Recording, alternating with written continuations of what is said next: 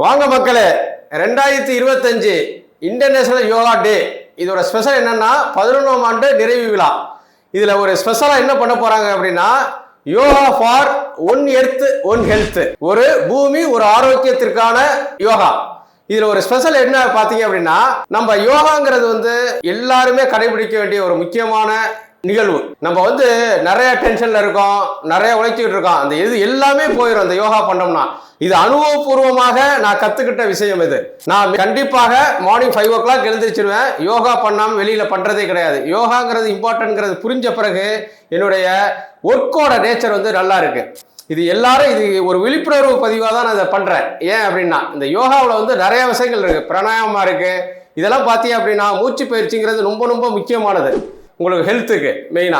அதாவது இது மனசு மட்டும் இல்ல, உடல் ஆரோக்கியத்திற்கு மனசுக்கு ரெண்டுக்குமே இது சூட்டபிளா உள்ளது. அதனாலதான் நிறைய பேர் இப்ப லைக் பண்ண ஆரம்பிச்சிட்டாங்க. அந்த வகையில நான் இப்ப என்ன பண்றேன் அப்படின்னா, எல்லாரையுமே இந்த யோகா பண்ணணுங்கிறது தான் என்னுடைய ரொம்ப ரொம்ப கருத்தா இருக்கு. அதனால எல்லாரும் இந்த யோகா டேல இருந்து ஒரு கண்டிப்பாக ஒரு உறுதிமொழி எடுங்க. நம்ம யோகா பண்ணணும் அப்படிங்கிறத கடைபிடிச்சிங்க அப்படின்னா லைஃப்ல ஒரு கான்ஃபிடென்ட் இன்க்ரீஸ் ஆகும். நம்மளுடைய கான்ஃபிடென்ட் இன்க்ரீஸ் ஆனதுன்னா என்ன, நம்மளுடைய ஃபேமிலி, நம்மளுடைய ஹெல்த் எல்லாமே இன்க்ரீஸ் ஆகிடும். அப்போ அந்த வகையில் நீங்கள் இம்ப்ரூவ் பண்ணணும் அப்படின்னா யோகா டேவிலேருந்து உங்களுடைய யோகாவை ஸ்டார்ட் பண்ணுங்க. இதான் என்னுடைய தாழ்மையான வேண்டுகோள். நன்றி, வணக்கம்.